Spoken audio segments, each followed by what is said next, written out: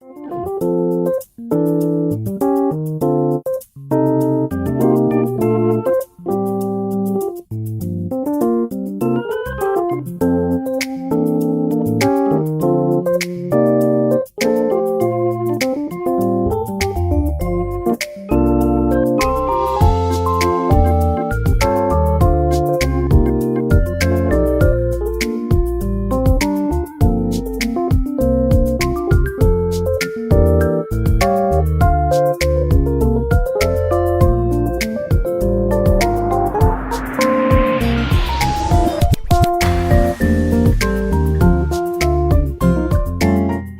I'm Shin Hyuna. My research focused on the history of industrial cities and their workers. The topic of my presentation today is who gets the bury their bones here. Today, I will discuss how industrialization transformed regions and what kind of conflicts emerged over regional sovereignty during the process of industrialization. In particular, I focused on the fact that industrialization was not simply economic growth, but a process of spatial politics that reorganized regional sovereignty and ways of life themselves. First, I would like to explain how regions are perceived in Korea today. In contemporary Korea, regional extinction is considered a major social problem. Young people are all moving to Seoul, and the population outside Seoul and the metropolitan area is continuously declining. The image on the left is the fictional map of Korea in 2035 titled "At this rate, only Seoul will remain." The image on the right depicts people living in Seoul saying, "Excepting for Seoul, all Korea is basically countryside." Where should begin in understanding this problem? I argue that the internal colonization of regions is the core problem. Lefebvre did not view colonization simply as an overseas colonial issue. He argued that hierarchical spatial relation between center and peripheral within the nation state could also appear in colonization. Korean industrialization can likewise be understood as a process of internal colonization. The Seoul metropolitan area became the center of politics, capital, and culture, while the region were reorganized as industrial based, responsible for labor and production. In other words, industrial cities were organized as prepared space for national development. I also believe Lefebvre's concept of the right to the city is important. Lefebvre's right to the city does not simply mean the right to live in a city. He asks for whom the city is organized. For residents, the city is a space of life. But for the state and capital, the city is organized around productivity and exchange value. I believe the industrial city of Goje is an extreme example where this conflict became highly visible. First, let me briefly explain the historical background. In the 1960s and 1970s, the Park Chung-hee government promoted rapid state-led industrialization.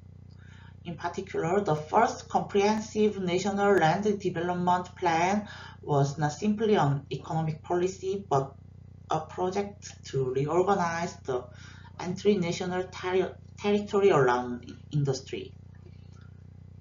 The state assigned specific industries to specific regions, and labor and population also began moving nationwide. Thus, industrialization was not merely a process of economic growth, but also a process through which the state organized space and population. This was a popular television drama at the time. It tells the story of an elder couple whose children marry and move to different regions across Korea, and the couple then travel nationwide to visit them. As they visit each region, an elderly couple marvels at the industrial development and say the country has become prosperous. It was extremely popular at the time. According to first Comprehensive National Territorial Development Plan, which was registered in 1963 and implemented beginning in 1972, the regions of Korea were divided in this way. The pink area in the upper left, Seoul and the metropolitan area became the center. The yellow region, Gangwon area, supplied resources. The red and green central region, Chungcheong area, and the blue and purple southwestern region, Jeolla area, were assigned agriculture. The orange and pink southeastern region, Gyeongsang area, were assigned industry. Korea's regional structure was largely determined at this moment, has continued until today. These are images of workers during the period of industrialization. The three photographs below show female factory workers employed in light industry during the 1970s. The photographs above show workers at Daewoo Shipbuilding in Goje during the 1980s. Today's presentation particularly examines documents produced by workers at Daewoo Shipbuilding and local residents of Goje during the 1980s. Why the industrial city of Goje? Goje is a representative case that experienced extremely rapid industrial transformation. Before industrialization, most residents of Goje worked in agriculture and fishing. However, after shipyard construction began in the 1970s and full-scale operations started in the 1980s, Goje was rapidly transformed into a heavy industrial city. Workers migrated from all over the country, and existing residents were suddenly pushed into a position of indigenous residents. The photograph in the upper left shows the area before the shipyard was built. The photograph in the upper right shows the same location after the shipyard was constructed. The photograph below shows company apartment complex built during the 1970s and 1980s. At the time, these apartments were considered quite modern and desirable. Nearly 100 apartment buildings like these were constructed around Daewoo Shipbuilding. Heavy industry required a large amount of skilled labor. The state and corporations constructed workers' housing complex and family system in order to reproduce labor power in a stable way. Large-scale company apartments, hospitals, schools, and kindergartens were built around the shipyard. Children born to shipyard workers were born in shipyard hospital, attended shipyard school, and later became shipyard workers themselves. The industrial city became not simply a factory, but a system that continuously reproduced labor power. In 1987, shipyard workers launched great labor struggles. Capitalists threatened that if the struggle continued, they would close the shipyard and turn it into an aquarium. Indigenous residents had already lost their farmland and fishing ground. If the shipyard closed and the workers left, they believed that they would be forced to remain in a devastated wasteland. This is why they wrote this document in 1989. We are the indigenous people who buried our ancestors' bones in this land long before your workers arrived, and who will bury our children's bones here long after you have left. The shipyard destroyed my hometown. As the workers came, we were pushed out. We went from being poor but happy fishermen to day laborers wandering around the shipyard. We are displaced people living in our homeland. Are you the ones who will be buried here?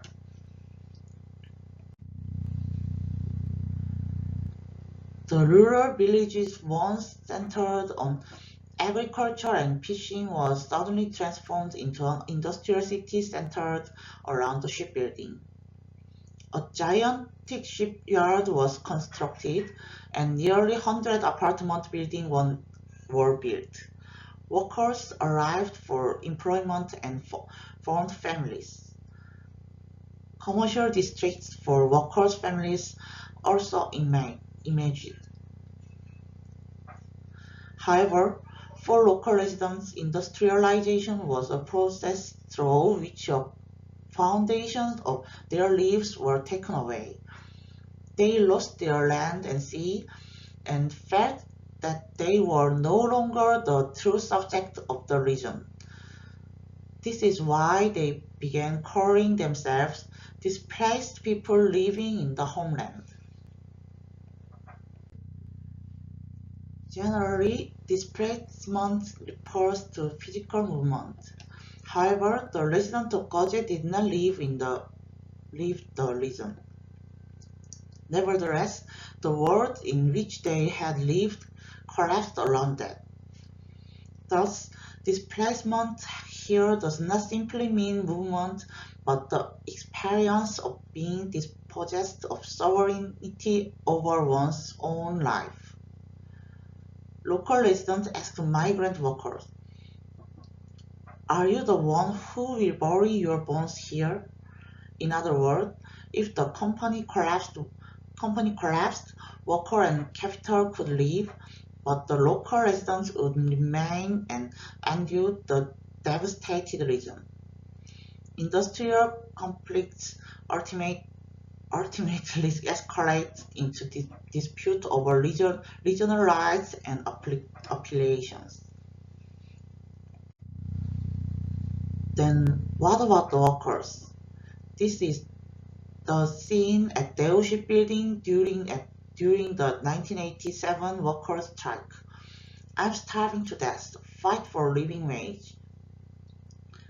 And the labor met with Kim Woo-jung, the chairman of Daewoo Group, and said this, "Boss, we are eating dog food."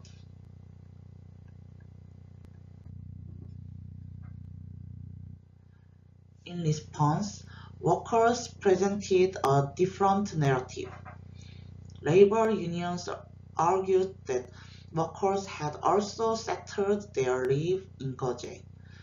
They emphasized that their children had grown up there and that workers' everyday lives sustained the local economy.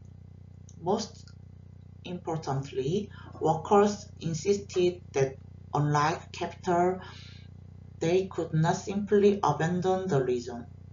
Thus, workers redefined themselves as the true partner of the local community.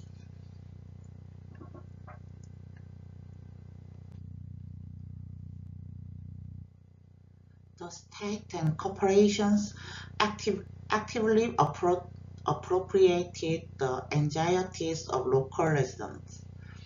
They argued that labor conflict threatened the survival of the entire region.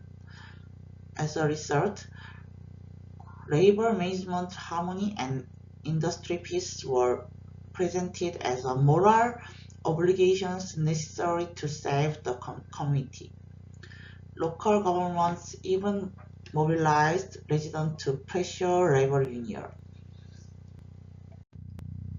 The important point here is that the subject of the right to the city were not singular. Indigenous residents claimed right to the region, while workers also claimed themselves to be the true members of the community. Thus, different groups within the industrial city asserted competing forms of the right to the city. The structure was not unique in Gojek. Other industrial cities such as Ulsan, Changwon, Masan, and Yeongdo in Busan experienced similar ways. Industrialization came to be narrated as the new beginning of regional history, while earlier ways of life and memories were marginalized or erased. Today, the discourse of regional extinction has become extremely prominent in Korea. However, this discourse failed to sufficiently explain how region was reorganized around industry.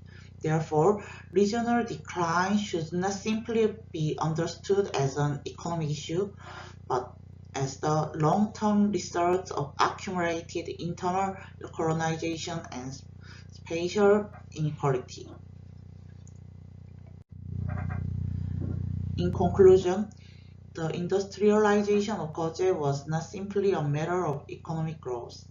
It was a political process concerning the questions: who is the true subject of this region, and who gets to bury their bones here? These issues continue to reappear today within contemporary discussions of regional extinction. Thank you. Thank you very much.